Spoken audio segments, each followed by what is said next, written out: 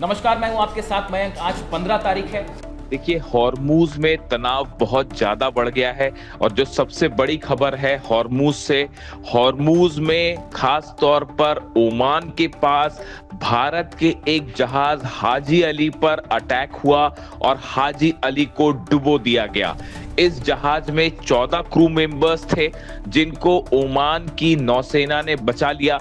जैसे ही इस जहाज पर हमला हुआ उसके बाद ओमान की नौसैनिक आए और उन्होंने भारत के सभी क्रू मेंबर्स को बचा लिया। अब सवाल ये है कि भारत के इस जहाज पर हमला क्यों हुआ और हाजी अली को किसने डुबोया। देखिए, इसको लेकर अभी तक ये बात साफ नहीं हुई है कि इस पर हमला किसके द्वारा किया गया। ईरान की तरफ से कुछ नहीं कहा गया है, ना ही भारत की तरफ से किसी तरह का आरोप किसी पर लगाया गया है। लेकिन इसको लेकर दो थ्योरी सामने आ रही है।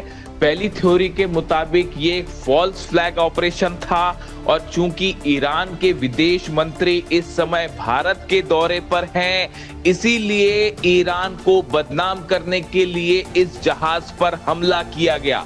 देखिए, हमला बेहद रहस्यमय था। ना तो किसी तरह की कोई वार्निंग दी गई, ना कोई कम्युनिकेशन हुआ और सीधा इस जहाज को हिट कर दिया गया।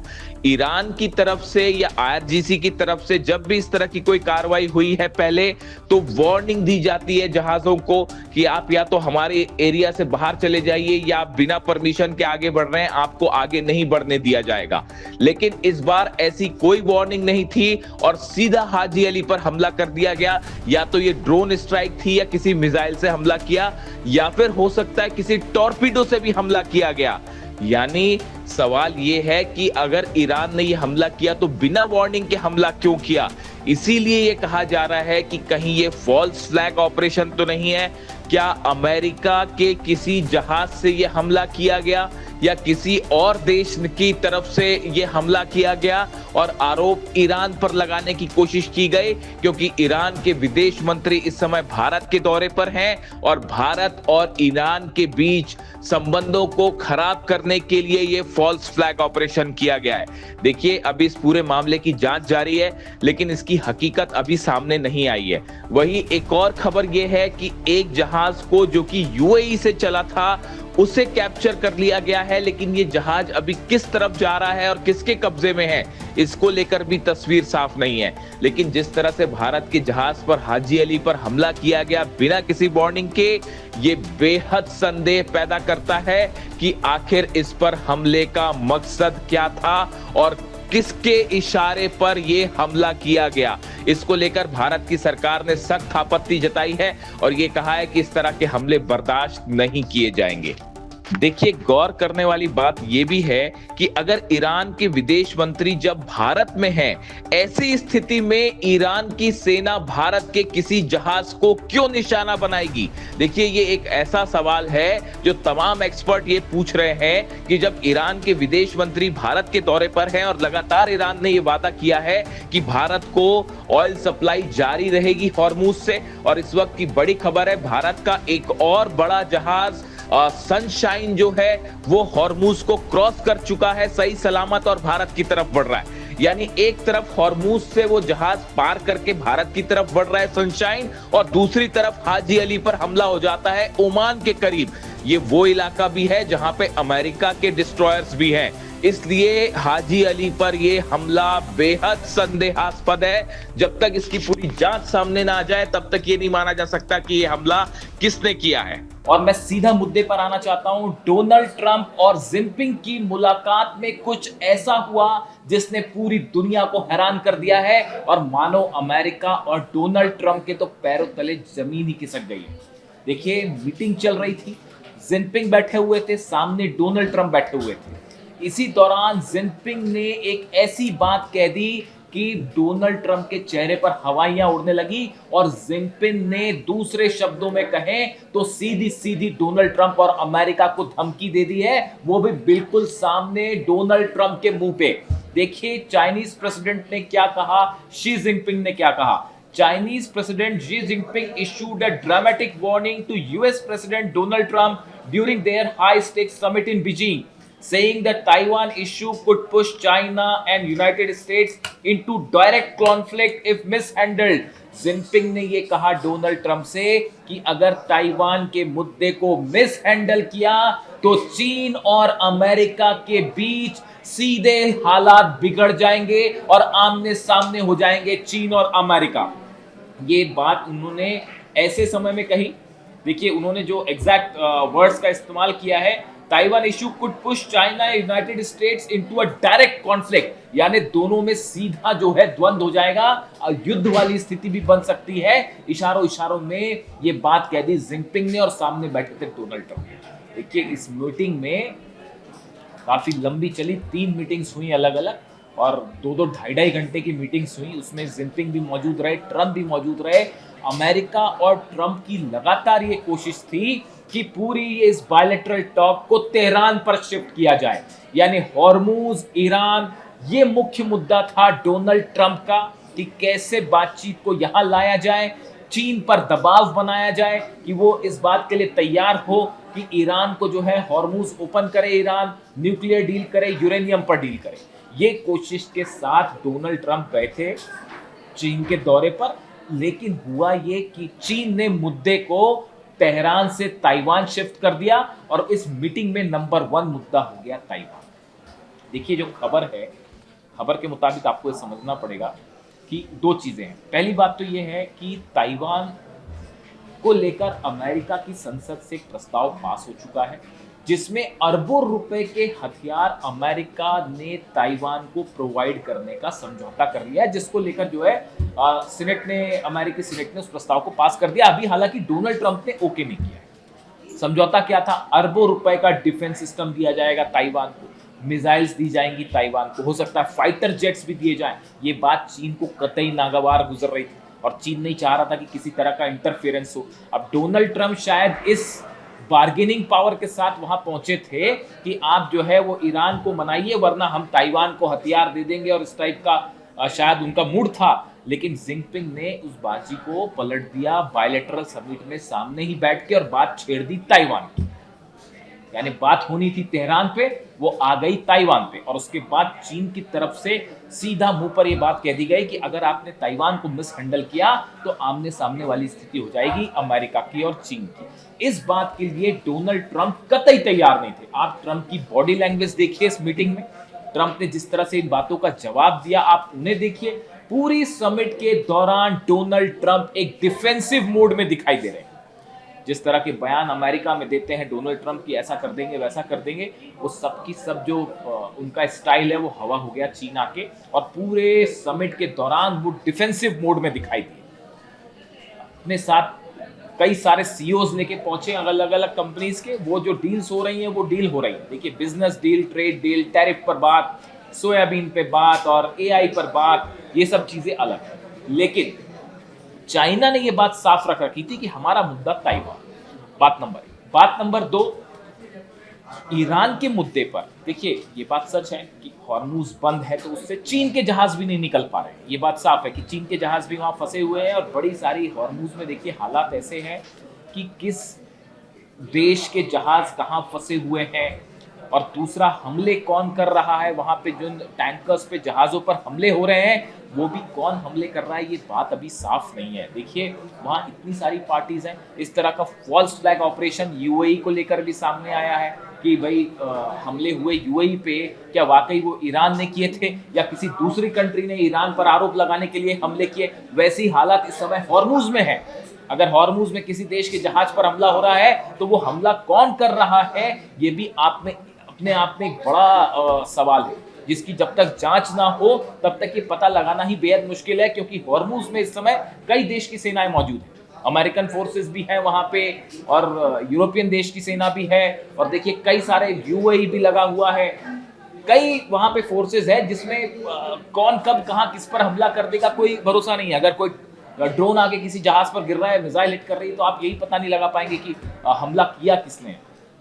इन हालात में अमेरिका की कोशिश ये थी कि ईरान पर चीन पर दबाव बना के ईरान पर डील की जाए, लेकिन चीन इस बात को अच्छी तरह से समझता है कि डोनाल्ड ट्रंप की किसी भी बात को लंबे रूप में विश्वासजनक नहीं माना जा सकता।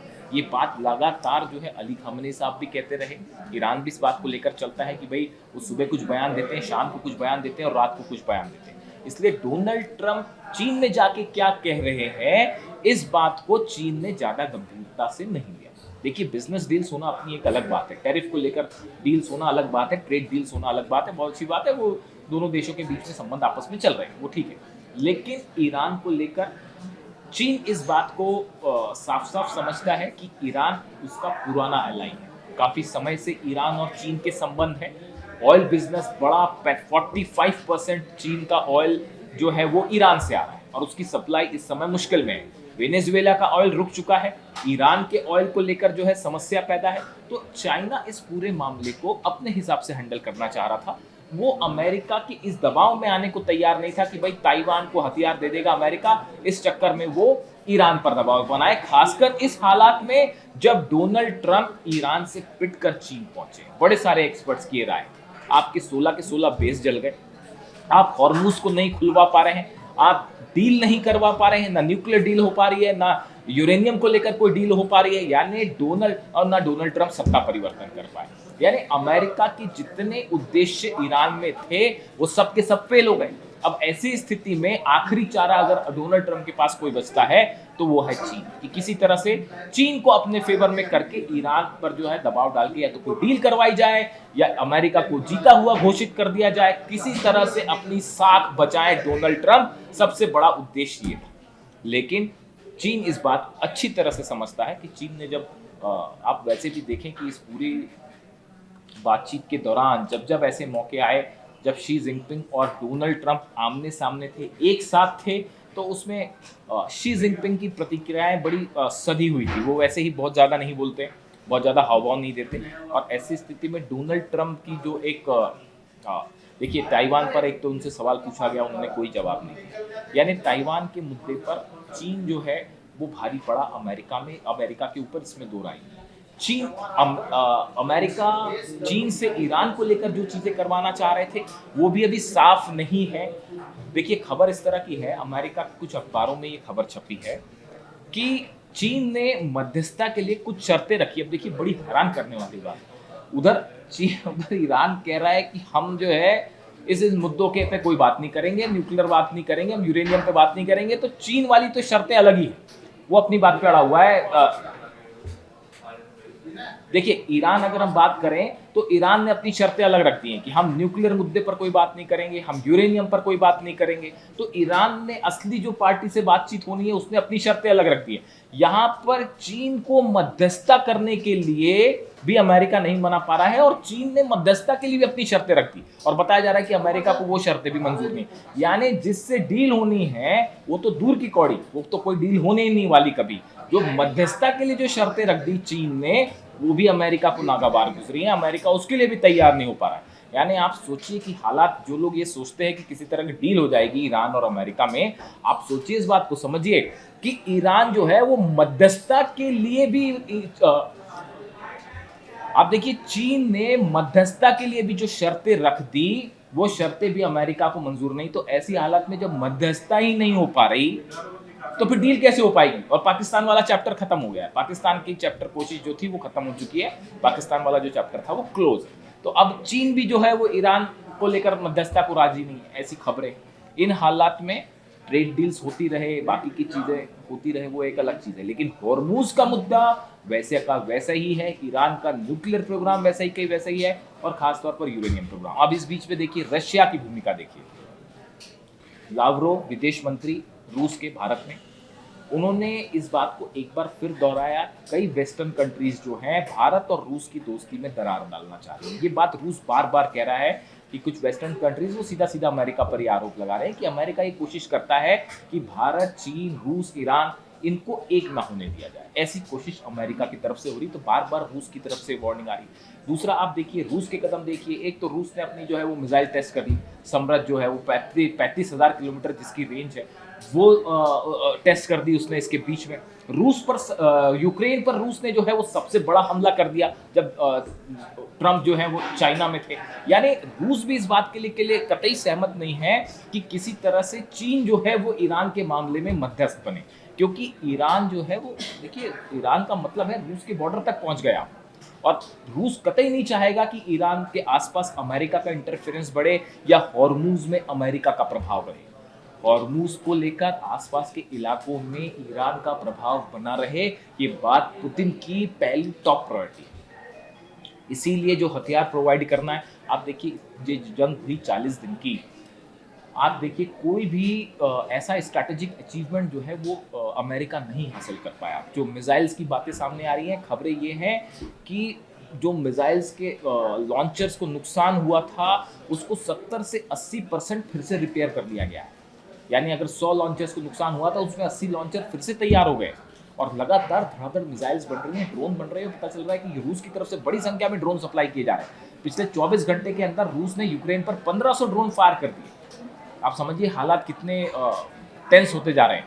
ऐसे में हॉर्मूज को लेकर और ईरान को लेकर क्या बातचीत हुई चाइना और अमेरिका में, क्या किसी तरह की कोई पर्दे के पीछे बात हुई है, इसका इंतजार आज शाम तक संभवतः ये माना जा रहा है कि चीन की तरफ से अब जो बात की जाएगी ईरान से या ईरान के विदेश मंत्री से, उसमें ये बात साफ होगी कि चीन का रुख क्या है। लेकिन एक बात साफ है, डोनाल्ड ट्रंप जिस मकसद से चीन गए थे, खासकर हॉर्मूज और ईरान को लेकर, वो दाल फिलहाल ट्रंप की गलती हुई नहीं दिखाई दे रही। यानी रूस, पुतिन, जिनपिंग और ईरान, ये तीन की जो जोड़ी है वो ट्रंप के उस प्लान पर भारी पड़ती दिखाई दे रही है जिस प्लान के साथ डोनाल्ड ट्रंप पहुंचे। ये अमेरिका के विदेश नीति की जैसी जो खबरें सामने आ रही हैं कि अगर हॉर्मूज को लेकर या यूरेनियम को लेकर या न्यूक्लियर प्लान को लेकर कोई सहमति नहीं बन पाई, तो इन हालात में ये अमेरिका की विदेश नीति को बहुत बड़ा झटका हो सकता है। और इसका एक परिणाम ये भी हो सकता है कि अगर नहीं होता है किसी प्रकार की डील, तो डोनाल्ड ट्रंप एक बार फिर ईरान पर हमला कर दे। इस बात को ईरान भली भांति समझ रहा है। ईरान की सेना इसी बात का जवाब देने के लिए पूरी तरह से अलर्ट है। हॉर्मूज में बड़ा मूवमेंट है ईरान की सेना का, छोटी बोट्स तैयार हैं, वो तो जो है वो है। उसके अलावा जितने आइलैंड्स हैं सब में एंटी शिप्स मिसाइल्स लगा दी गई। बड़ी संख्या में ईरान की सेना जो है उसका मूवमेंट देखा जा रहा है इन द्वीपों के आसपास जो कि निशाने पर हो सकते हैं। हार्ग आइलैंड, केशम आइलैंड, ये जो है सब आइलैंड के पास जो है बड़ा मूवमेंट है ईरान की सेना का। यानी अगले 24 से 48 घंटे में ये बात तय होने जा रही है कि क्या चीन किसी तरह की कोई भूमिका निभाने जा रहा है अमेरिका और ईरान के बीच में, या फिर ये चैप्टर भी खत्म है और जंग ही एकमात्र रास्ता है। यानी ट्रंप की चीन विजिट से अमेरिका को वो लक्ष्य हासिल नहीं हो पाए जिसको लेकर डोनाल्ड ट्रंप चीन पहुंचे। अंदर की क्या बातचीत है, चीन का क्या रुख होता है, वो 24 घंटे में सामने आएगा। लेकिन फिलहाल जो बात है उसके मुताबिक ईरान ने डिप्लोमेसी के स्तर पर, जंग के स्तर पर, साथ साथ अब डिप्लोमेसी के स्तर पर भी एक बड़ी बढ़त बना ली है अमेरिका की। और अब नतीजा ये है कि हॉर्मूज में रूस के भी हॉर्मूज में यूरोपियन देशों के भी जहाज मौजूद हैं, यूएई के भी जहाज मौजूद हैं, अमेरिका के भी मौजूद हैं और ईरान के जहाज भी मौजूद हैं। ऐसे हालात में एक छोटी सी चिंगारी एक बड़े विस्फोट का काम करेगी पूरे मिडिल ईस्ट में। यानी जंग होगी या बातचीत अगले 24 से 48 घंटे में तय हो जाएगा। वीडियो कैसा लगा कमेंट करके जरूर बताइए। Thank you so much.